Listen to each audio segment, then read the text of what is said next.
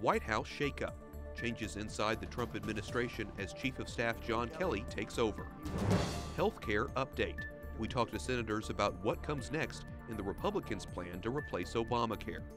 Unrest in Venezuela. The U.S. reacts after a vote gives President Nicolas Maduro's government nearly unlimited powers. And the Catholic approach to tourism. As the Vatican releases a message ahead of World Tourism Day, we explore its connection to faith. On EWTN News Nightly for Tuesday, August 1st, 2017.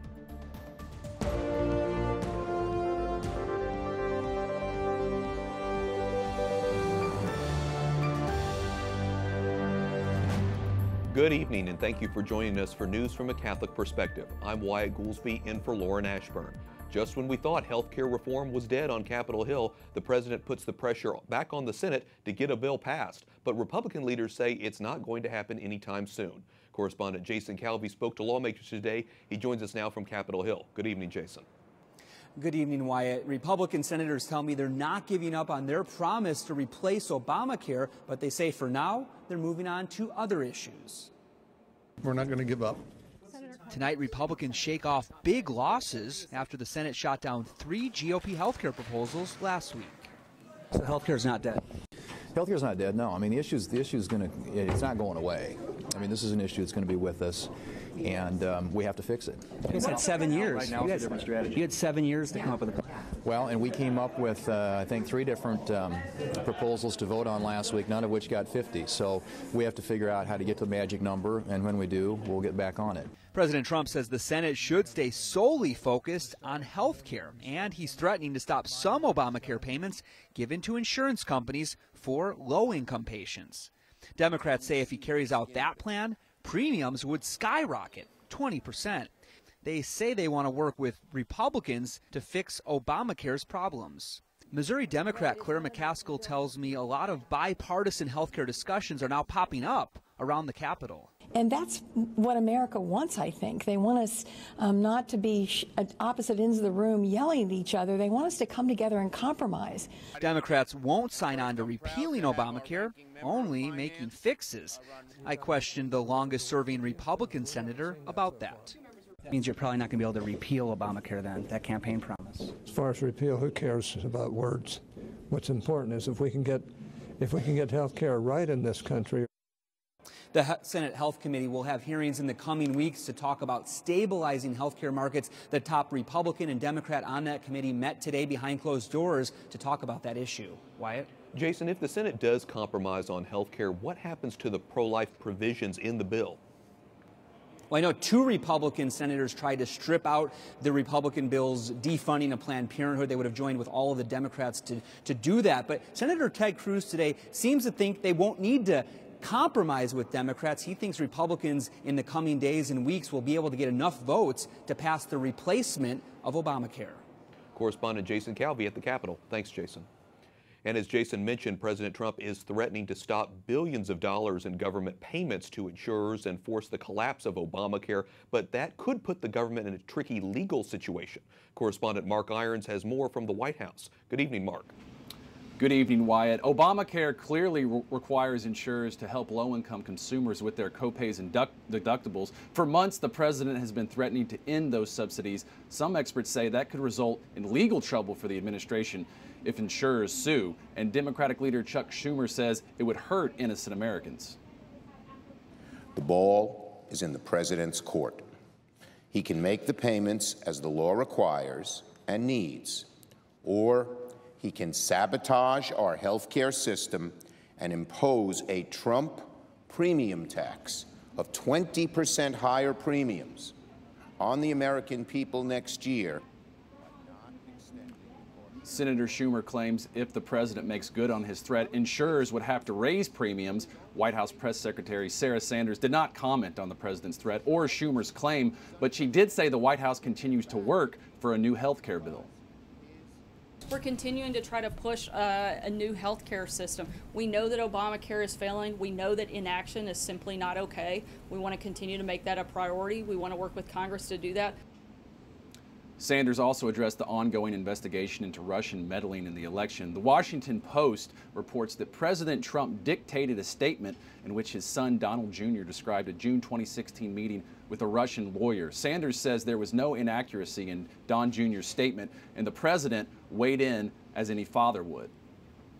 Mark, with General John Kelly now in place as Chief of Staff, I understand the chain of command has changed in the White House. What exactly has changed? Well, several presidential aides have previously reported directly to the president, skirting the Chief of Staff, but Sanders confirmed yesterday that everyone will now report to General Kelly. That includes Ivanka Trump, assistant to the president, and her husband, Jared Kushner, a senior advisor. Wyatt. Okay, we'll be watching to see how that changes. Correspondent Mark Irons at the White House. Thanks, Mark. The 2018 midterm elections may be next year, but political groups are already ramping up before voting. The Human Rights Campaign, an advocacy group for the gay community, has announced a $26 million grassroots campaign. The group will focus on Ohio, Pennsylvania, Michigan, Wisconsin, Arizona, and Nevada. To weigh in on the midterm election campaign is Terry Schilling, Executive Director of American Principles Project, a conservative organization committed to protecting life and religious liberty. So Terry, you know liberal groups like the Human Rights Campaign are very well funded, they're very well organized. What about conservative groups? Well, conservative groups aren't as well funded, but we are working very hard to counter the left's efforts in politics. You know, one of the things that conservatives do very well is we fight very well on the academic front. We've got great people like Professor Robbie George and even one of my good friends, Ryan Anderson at the Heritage Foundation. But we don't answer the left's charges in politics when it comes to fighting them on the LGBT religious freedom front. So what we're working to do right now is to counter their measures in politics. The grassroots campaign for them is focusing on, as I mentioned, money in Ohio, Pennsylvania, Michigan, Wisconsin, Arizona, and Nevada. These are all states that voted for Trump. So do you believe they're vulnerable and voters could elect Democrats in 2018? Well, look, I think anything can happen in politics, but let's be clear. These are Rust Belt states that are generally very conservative. So if conservatives fight on the issues and actually articulate these viewpoints when it comes to religious freedom and protecting our children from this radical LGBT agenda, we'll win every time. However, the real vulnerability is whether or not we can get conservatives and Republicans to fight on these issues. Let's follow up on that, because tell me about really the big issues that are at stake here and why it's so important for conservatives to mobilize, especially social conservatives. Well, when people ask me what the big threats are from the LGBT lobby, I give them three numbers: 3 and 40. 3 because 3 years old is the age in which many LGBT advocates push to have children go through transgender affirmation therapy. This is when they lock children into their gender dysphoria for their entire lives. And 40 is the number of pediatric gender clinics that have opened up in just the past 2 years since the Supreme Court ruled that gay marriage was a right. These are very serious things, and we need to be countering them because our children's lives and futures are at stake. And how do you think people can do that and can participate? Well, there are many ways, but the number one way that you can get involved is to contact your member of Congress and any elected official that you know to make sure that they know that these issues are important to you.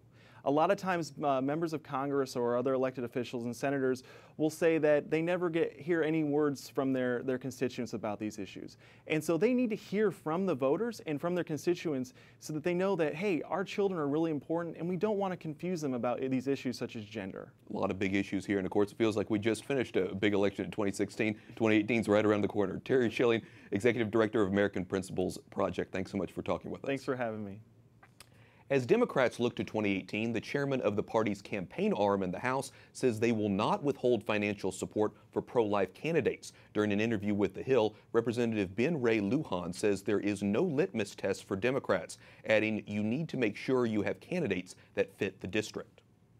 Attorney General Jeff Sessions tells a major black law enforcement group that police officers need the support of the community since their job is dangerous. The Attorney General has been traveling the country touting his tough-on-crime agenda. He believes rising violence and the opioid epidemic requires tougher tactics. Sessions thanked the group on behalf of the president and said the Department of Justice has their back.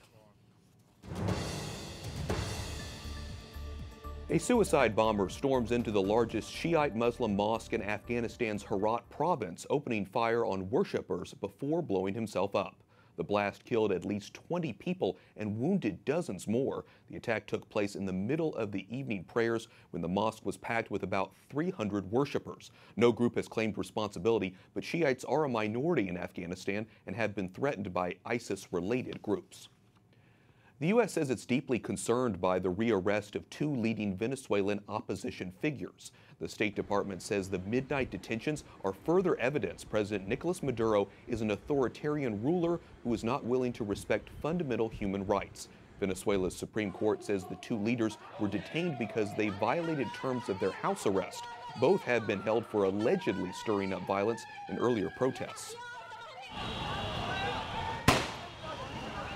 Large protests and clashes led by students erupt in Kashmir against India. They come after government forces killed 2 senior militants in a gun battle and fatally shot a protester during a demonstration demanding an end to Indian rule. India and Pakistan each administer part of Kashmir, but both claim the territory as their own. Nearly 500 suspects go on trial in Turkey. They're accused of leading last year's failed coup attempt and carrying out attacks from an airbase. The suspects include generals and military pilots. Many face life prisons for their crimes. The Turkish government blames a U.S.-based cleric for the coup and has been named as the main defendant. The cleric denies involvement. China establishes its first overseas military base in Africa. Today, the Chinese military officially celebrated the base's opening in Djibouti, where the Red Sea meets the Gulf of Aden. China says it's needed to support peacekeeping, anti-piracy, and other missions in the region, but Beijing's rivalry with the U.S. is considered a key driving force behind the country's military expansion. The church is promoting what it calls sustainable tourism, saying the industry might be good for the environment and society. In a message released today ahead of World Tourism Day in September, Cardinal Peter Turkson says, quote, "We Christians want to offer our contribution so that tourism can assist in the development of peoples, especially the most disadvantaged." Joining us now from Rome is Sister Manuela Edwards of the Missionaries of Divine Revelation, originally from England. Her congregation are the official tour guides in the Vatican museums and St. Peter's Basilica. So Sister Manuela, you deal with thousands of tourists every year. What is the connection between tourism and the faith? In other words, is there a Catholic approach to tourism? I think in terms of the Catholic approach to tourism, it's about our time of recreation is a time for rebuilding ourselves, a time for allowing the spirit to rise up a little bit more than perhaps it can in our everyday life. And so tourism, when we take a vacation, it gives us the chance to have some space to think about our lives in a more fuller aspect, to actually also perhaps to consider God as well, because as we look at these wonderful places, when people come away into far off places, they're able to also enjoy the wonders that God has created, and that can often be a way of raising the mind to God as well. The Vatican says tourism is a tool for growth and the fight against poverty. How so? I think the greatest poverty of our time, as Mother Teresa very often said, is that spiritual poverty. And so I think from what I see in Rome, when people come to Rome, some come who are a little bit curious, some come in a search to say, is it real, is it true? And others come, looking for a profound meeting with the Lord. And I think in some ways the fight against poverty is that by encountering the Lord in these wonderful places that they see in Rome, they're able to somehow hear the call of the Spirit, even those who perhaps aren't looking for it, by seeing the wonderful basilicas or the great experience of the Sistine Chapel. It raises the mind to God, and it perhaps puts the question, that God does exist, and it also encourages them to ask the question about God too. Well, as you mentioned, so many pilgrims come to Rome and the Vatican and have those powerful experiences. What do you see in your tours, and how does that help you grow in your own faith? I think when we do the tours of art and faith in the Vatican, it's very often to see people who become emotional, people who perhaps are far away from the faith, and it acts as an awakening for them to start to become closer to the Lord and want to carry on that journey when they return home.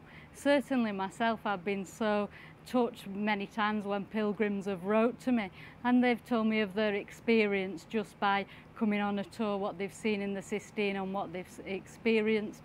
And indeed there have been those who've discovered the vocation, and for difficult moments in their life, a man wrote to me once to say that the tour he'd been on had prepared him for his death. And so these moments can be very, very profound in a person's life. Amazing how such a simple thing as tourism can be a way to spread the gospel. Sister Manuela Edwards, a sister of the Missionaries of Divine Revelation, thanks so much for talking with us. Thank you. It was a great pleasure. Pope Francis also sends a message to the National Youth Meeting at the Sanctuary of Aparecida in Brazil. The Holy Father invites the youth to live their lives with a missionary spirit and to help build a better Brazilian society. The message comes at the end of an initiative celebrating 300 years since the discovery of our statue of Our Lady of Aparecida. Every year, millions of pilgrims travel to the town shrine to honor Our Lady. Coming up, Lauren Ashburn speaks to the head of a Catholic group leading the charge to help orphans around the world.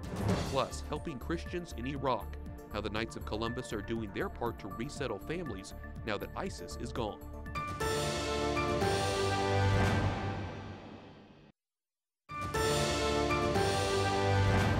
Welcome back. I'm Wyatt Goolsby in for Lauren Ashburn. A federal judge strikes down a pro-life law in Alabama. The law enables judges to determine the maturity of a minor seeking an abortion and allows the state to appoint a guardian for the interests of the unborn child. Judge Susan Russ Walker sided with the American Civil Liberties Union, who filed a lawsuit in 2014 challenging that law. Catholic Relief Services is leading the charge to eliminate orphanages around the world. Instead, they want to support children who stay in a family-based environment. Lauren Ashburn recently sat down with a longtime child advocate and clinical psychologist to learn more about the problems with orphanages that still exist in many countries. Joining us now is Shannon Senefeld, Vice President for Catholic Relief Services, which is an international humanitarian agency dedicated to helping the poor and vulnerable. Welcome to the program. Thank you. It's a pleasure to be here. CRS wants to end the institutionalization of orphanages everywhere. Why? Well, the fact is that the majority of the children who are in orphanages aren't actually orphans. 80 to 90% of them actually have a living parent. So we want to get the children back with their parents. Why then are they in orphanages? There are a lot of different reasons, but the top reason is poverty. The parents don't have the money to care for them, and they think that they'll have access to school and education, health services by entering them to the orphanage. And so getting them back to their parents really means improving the quality of life where they live. So let's take a clip. You're working with J.K. Rowling, who's the author of the Harry Potter series. Let's hear what she's saying. She's a very powerful voice. Because the poverty is the thing that overwhelmingly has driven the child into the institution, we need to support them and their community. How do you plan to support them in the community? Well, we want to strengthen families to care for the children. We also want to strengthen the institutions that are now functioning as orphanages to actually function as community service providers. So the majority of kids who come into orphanages actually come from communities around the orphanages. So if they were able to access education at those buildings without having to live there, they could still live at home and have access to services. But one of the most important things is actually changing the funding. Because as you mentioned, poverty is the real root of the problem. And so to change it, we actually have to make sure that money is redirected to supporting children to stay in their families. Okay, but what about the orphans who are really orphans? Well, that's only about 10% of the actual children, and the majority of them actually have a family member who would be willing to care for them if they actually had the funds and resources to do so. And we know that it's actually 10 times more expensive to support a child in an orphanage as compared to in a home. So for our audience, where should they send money to help this program? Well, they can certainly donate directly to Catholic Relief Services to help us actually support children to remain in their families. If they're working through their parishes, they can also work with their parishes to direct the resources to the congregations where they're working overseas to support family-based care. We're happy to work with them. If they reach out and let us know if they have questions, they're not sure how to do that, we're definitely here as a resource. What's the timetable on all of this? So we are already engaged in some of this work in some countries. What we're hoping to do is actually scale it up to get to a global movement so that we actually get more kids out of orphanages faster. But we're already working on this in many countries. And which ones, where is it working the most? Well, right now CRS is actively working on this in Haiti, Uganda, Rwanda, Cambodia, Zambia, wow, India. Okay. So, all right, you are covering the globe already. We are working out of this. Yeah, all there's right. much work still to be done. Thank you so much, Shannon Senefeld, Vice President for Catholic Relief Services. My pleasure. Thank you. The Knights of Columbus announces it is donating $2 million to save Christians in a town destroyed by ISIS in Iraq. The money will help move hundreds of families back to their homes in Karamdes in the Nineveh Plain. The families were forced to leave in 2014. The Knights are accepting donations at christiansAtRisk.org. And we thank the Knights for its support of EWTN News Nightly. Up next, a new survey shows a resurgence of faith in an area where atheism prevailed. Plus, Vice President Mike Pence visits one of the oldest churches in the country of Georgia.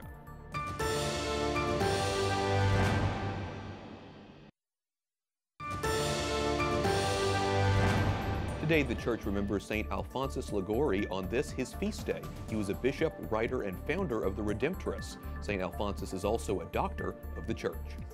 Welcome back. I'm Wyatt Goolsby in for Lauren Ashburn. Vice President Mike Pence and his wife visit one of the oldest churches in the country of Georgia.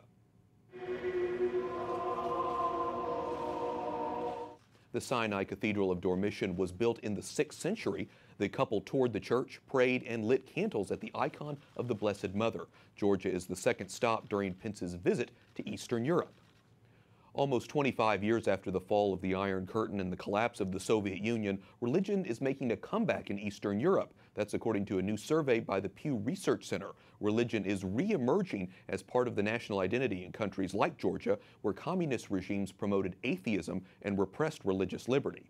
The majority of adults across the region say they believe in God and most identify with a religion. Orthodox Christianity and Roman Catholicism are the most prevalent religions, much as they were more than 100 years ago.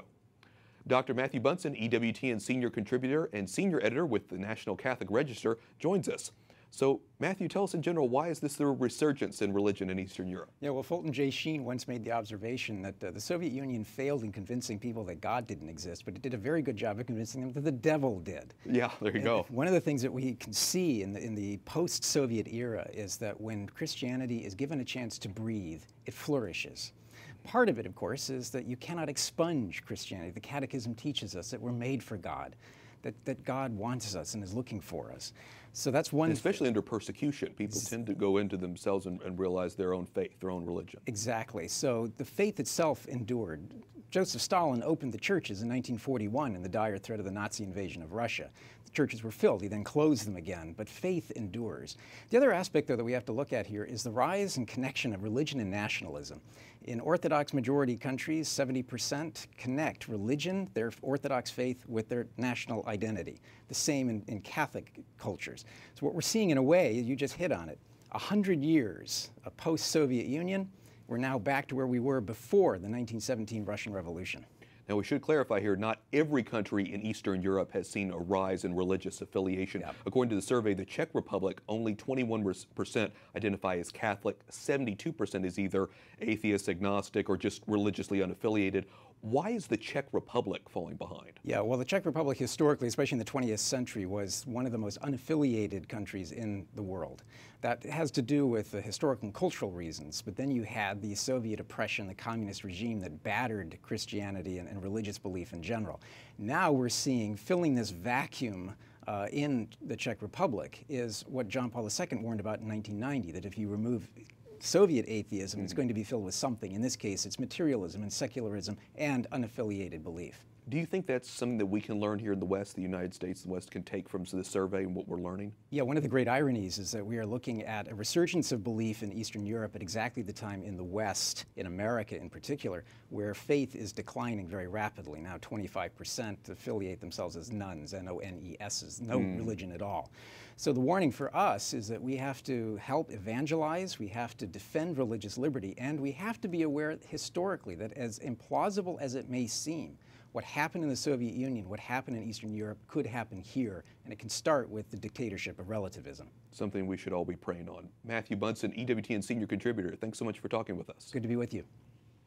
And finally tonight, we want to welcome J.D. Flynn to the EWTN News family. Flynn has been named editor-in-chief of our news partner, Catholic News Agency. EWTN's chairman and board and CEO Michael Warsaw made the announcement today. Flynn has a background in diocesan administration and communications and will join the team later this month.